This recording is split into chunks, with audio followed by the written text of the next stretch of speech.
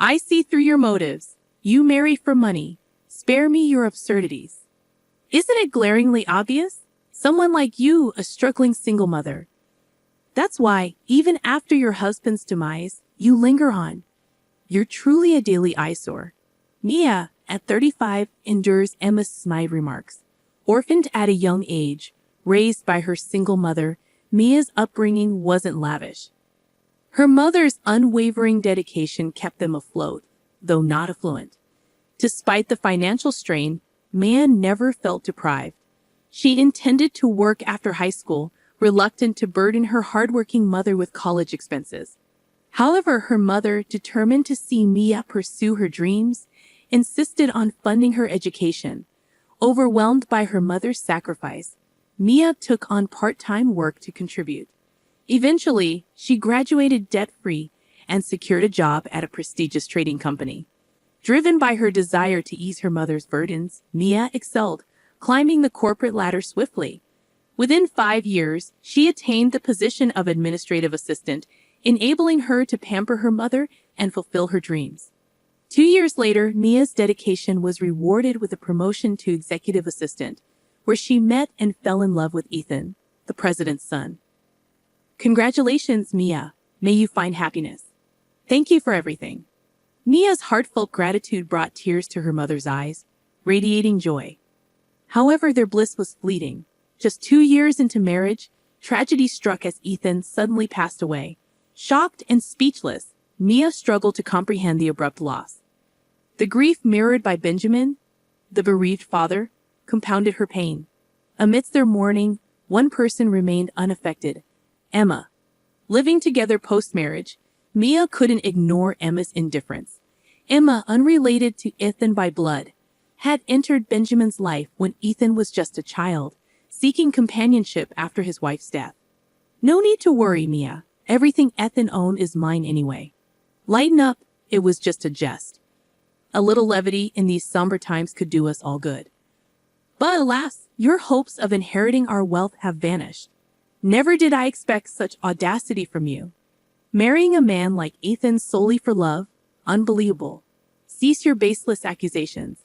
Ethan was irreplaceable to me. Emma assumed Mia would depart upon Ethan's demise.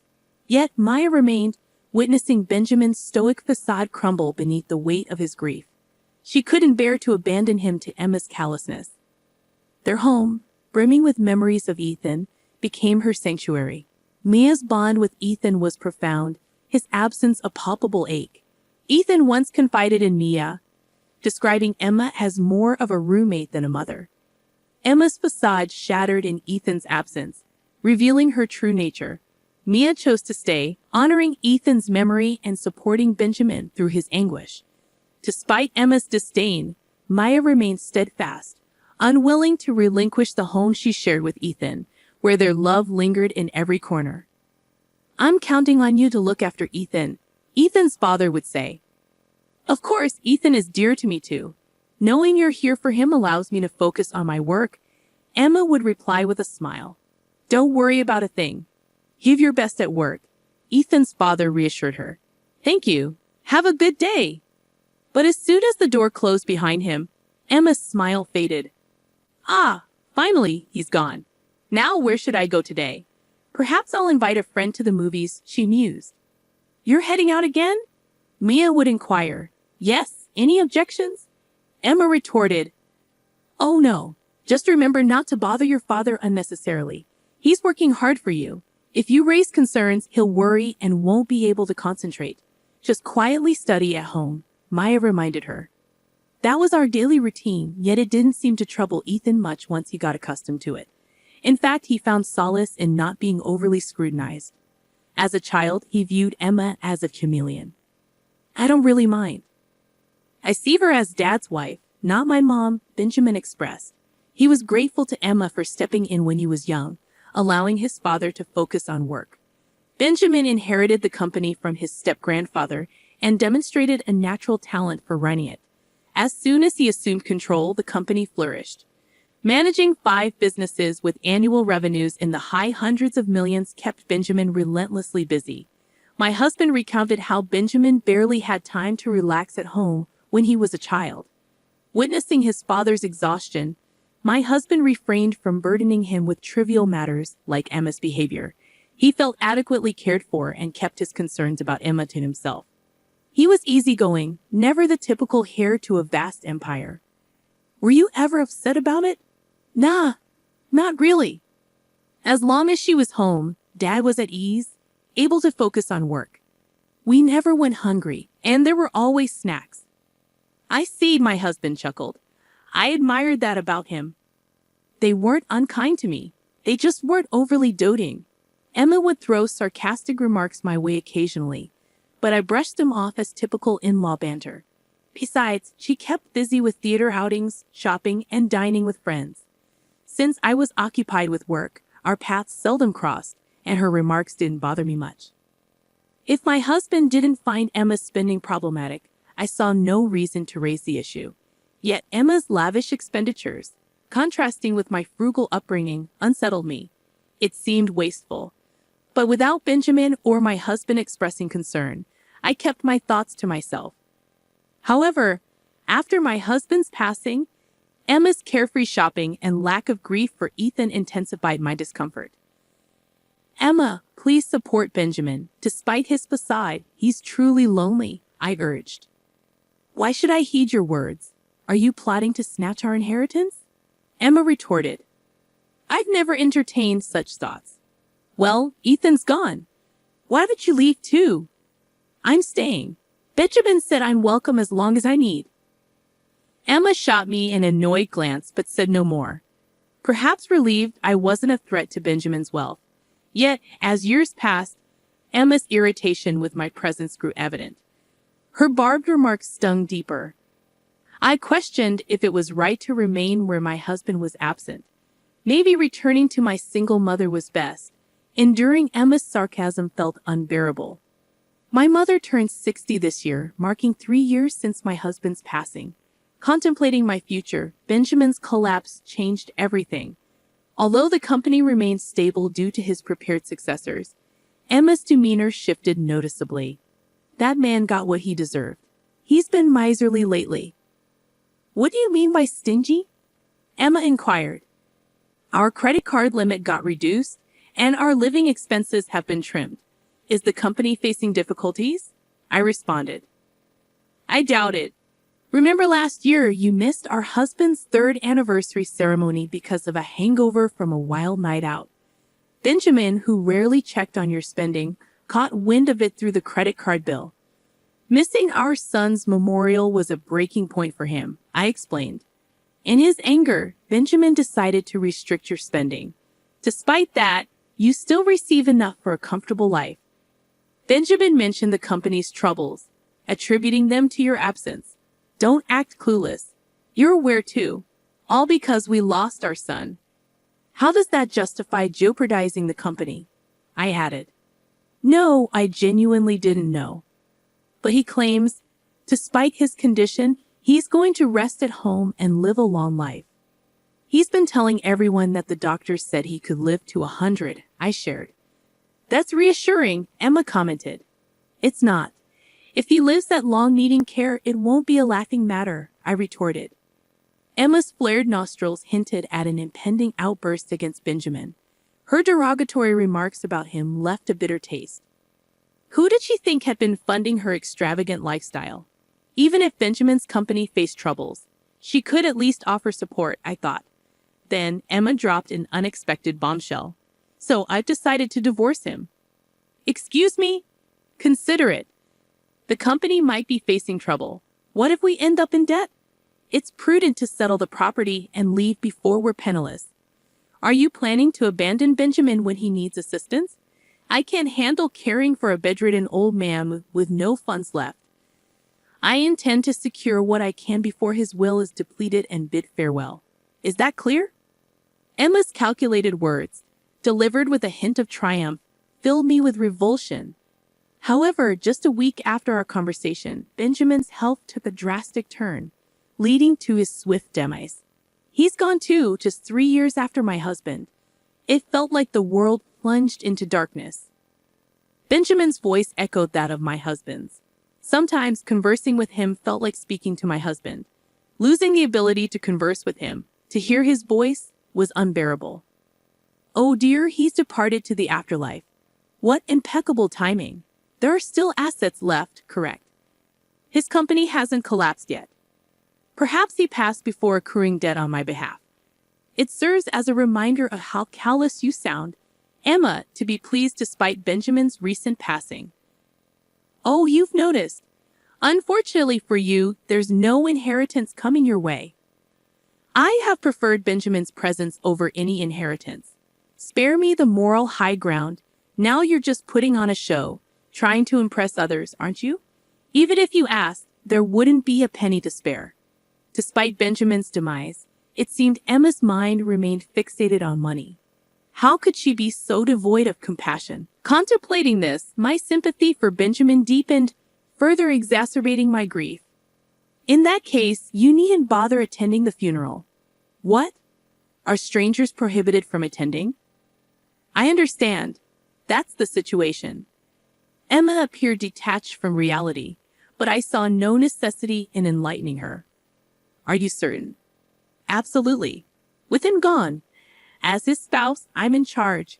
Crystal clear. Consequently, Benjamin's funeral took place quietly 2 days later, attended solely by close relatives, adhering to his preference for a modest service rather than a grand company affair. After the service, I noticed several missed calls from Emma on my phone, yet I chose not to respond. Despite her repeated attempts to reach out, I remained steadfast in ignoring her. Then, unexpectedly, she appeared at my workplace one day. I finally caught you. Why haven't you been returning my calls? Oh, Emma, how may I assist you? Still stirring up trouble? I was kicked out of the funeral home. If anyone should have been excluded, it's you. I called you numerous times on the day. What's the deal with ignoring me, huh? Well, you're no longer associated with my mother-in-law. What? But you said strangers weren't permitted at the funeral, so we had a family-only service. I simply asked Emma, now a stranger, not to attend. You're the stranger here. No, the real stranger is Emma. What?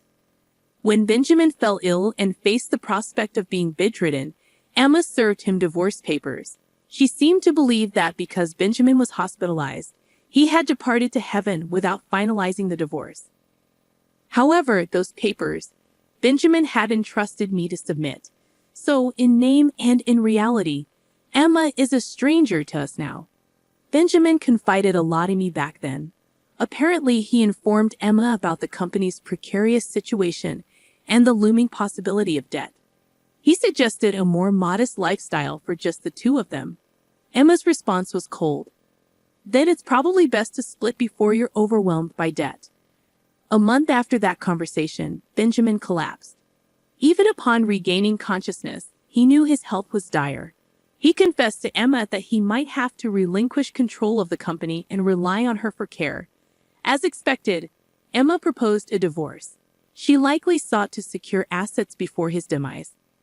However, Benjamin, realizing his limited time, had already allocated most of his assets to charities and appointed successors. There was little left for Emma. Her face paled upon learning this. So I get nothing. Well, strictly speaking, it's not exactly zero. I did leave a few $100s in savings, I admitted. A few $100s? That's hardly enough, Emma scoffed. Even though Benjamin had forewarned me of this, articulating it made me appreciate his thoroughness. He evidently wished to keep any property disputes with Emma to a minimum. Perhaps it was Emma's behavior following her husband's passing that motivated Benjamin's resolve. But there's still the house. If I sell that... Oh, yes. Please vacate the premises as soon as possible, I interjected.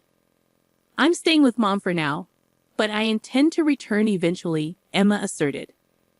What are you implying? You're essentially a stranger. You hold even less claim than I do. As I mentioned earlier, the true stranger here is you, Emma, now divorced. Furthermore, the house was originally inherited by Benjamin from his grandfather, exempt from property division in a divorce. So why should you have the right to reside there? Because upon marriage, Benjamin and I mutually adopted each other. What? So I'm entitled to inherit Benjamin's property.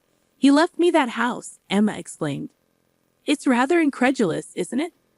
The notion of adoption was initiated by Benjamin himself. When we married, I didn't dwell on it much. In his eyes, I was to be his daughter marrying his son. Hence, I accepted that notion. However, upon my husband's passing, I refrained from disclosing this.